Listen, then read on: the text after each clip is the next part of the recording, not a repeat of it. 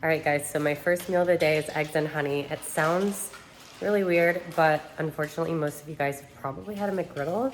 So if you think about it, there's syrup on the actual bun-ish pancake thing, right? And then you have eggs with it. Yeah, so eggs with syrup is pretty normal. Honey is really, really good. So these eggs are pasture-raised, regenerative eggs, and they're also locally sourced. So that makes them really freaking good. And you'll also notice when I crack these, they are bright orange. They're not yellow. That's where you can see if it's real eggs or not.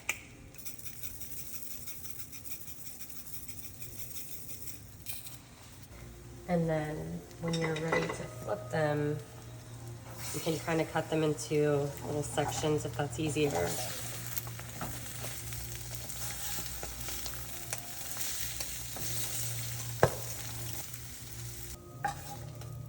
And then this is also, there's like 6 to 7 grams of protein per egg. So times 5, that's about 30 plus grams of protein just from my breakfast. And then obviously I have the yolk, so that has fat. And then the honey or the maple syrup is the carbs. So when I cook my eggs, I cook them on medium-high heat, and I eat 5 to 6 whole eggs every single day. And if you're like, what the fuck, how do you eat so many eggs? The key is to cook them on medium-high heat and fry them and not scramble them. Like I used to only eat scrambled eggs, but then I could only eat like 2 or 3. And I was like, I don't know why. Like I would just get sick of eggs. If you fry them and then you either put local raw honey on them or organic pure maple syrup, it tastes like you're eating pancakes.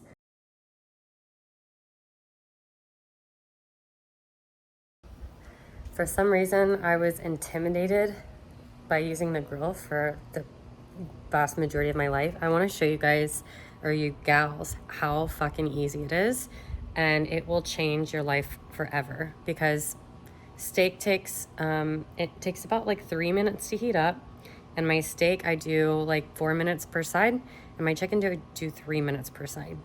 And then there's no cleanup. You literally take the brush and you go scrape, scrape, scrape, and then it's done. Okay, so this is what you need to get.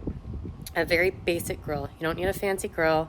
Home Depot and Lowe's, they have brand new propane grills for $100, or you can go on Facebook Marketplace and probably find one for $50, right? Even if you have an apartment, you can get one of those little ones. This is just like a normal size grill. It's like a Weber. So yeah, let me show you how to use it. This is how fucking easy it is. You literally turn on the propane by twisting it. You do that, and then you turn it on and you press on, and that's it. If you want to turn on the other side, and turn on the other side. So we're gonna put the grill on high. That's it. And then if you want to put it to a certain temperature, you can. You can see it's on. Oh, and the brush is inside. So if I wanted to clean it, I can just, it takes 2 minutes. Not even. It takes literally 10 seconds to clean it up. Just get a fucking grill. Just do it. Just get one. So we get our steaks. Oh, look, 11:11. I didn't even notice that. That's cool.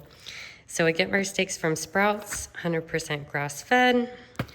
It's going to be a little bit leaner when it's grass-fed. Whenever it's grain-fed, it's a little bit fattier.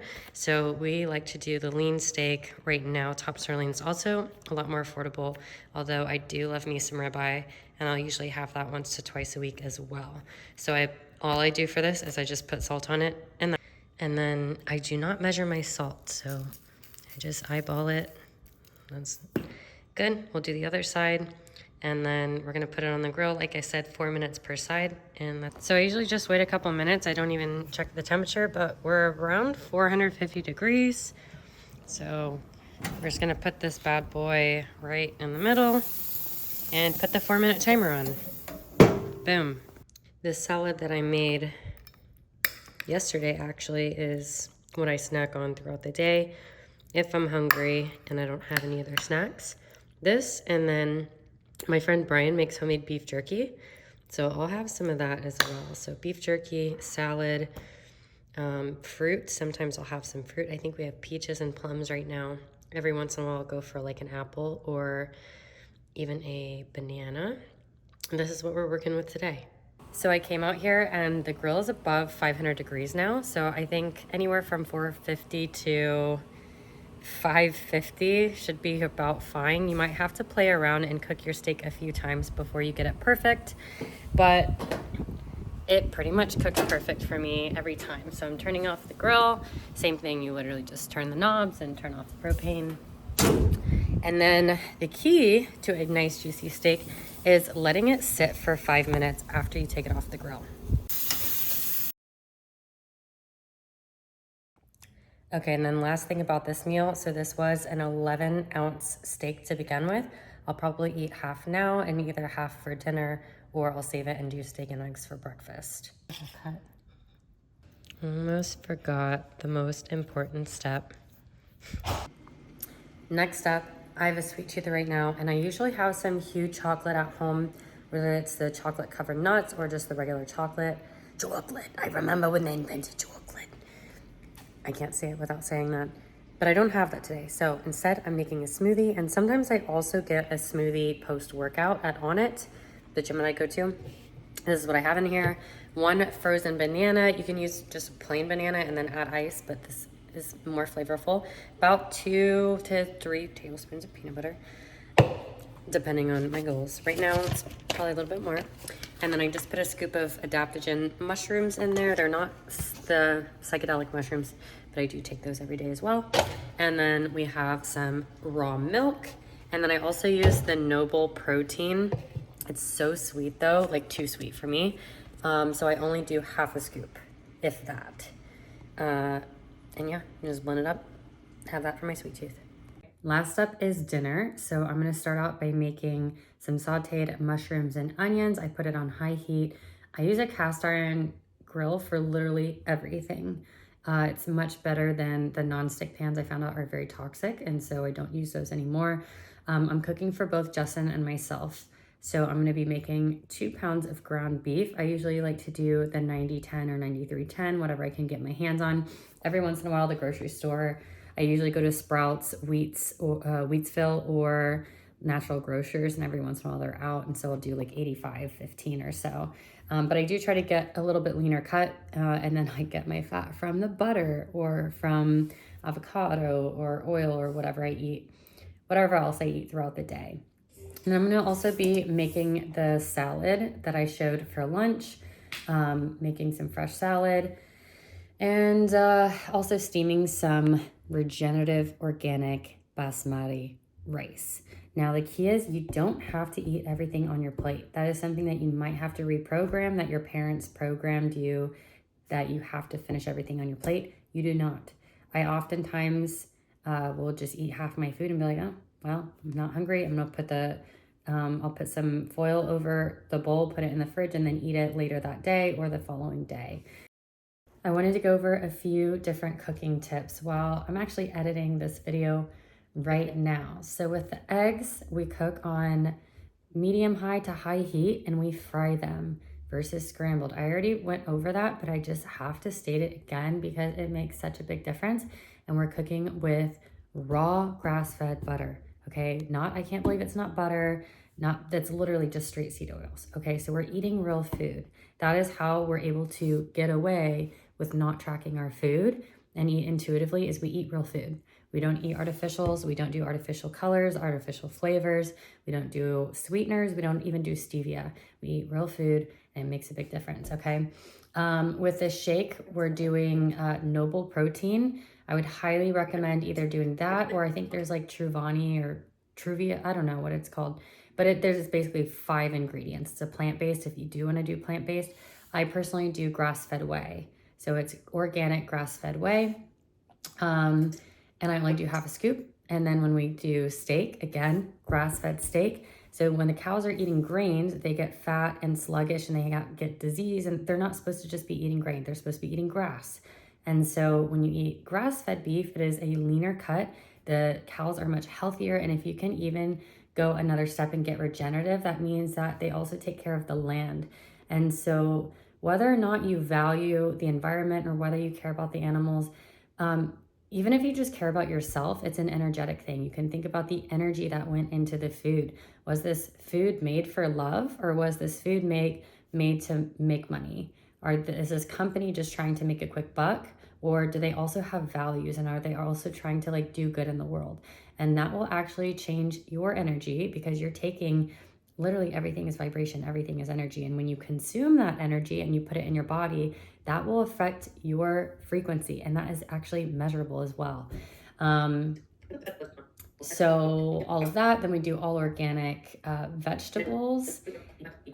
And then lastly, the beef. Oh, this made such a big difference when I started cooking my ground beef like a hamburger versus chopping it up into like tiny little chunks. So essentially we do medium high heat to high heat again. We put butter in the pan, right? Then we take the ground beef and we put it there, and we literally just leave it there for like 5 minutes until half of it looks like it's browned. And then you flip it, and you watch me cook this again if you need to, and just literally wait until it's almost done. When there's just a little bit of pink in the middle, then you can like stab it up a little bit, but not too much. That's actually going to help it preserve the flavor and the juiciness, versus when you're just like stabbing the beef from the beginning and cutting it these tiny little pieces.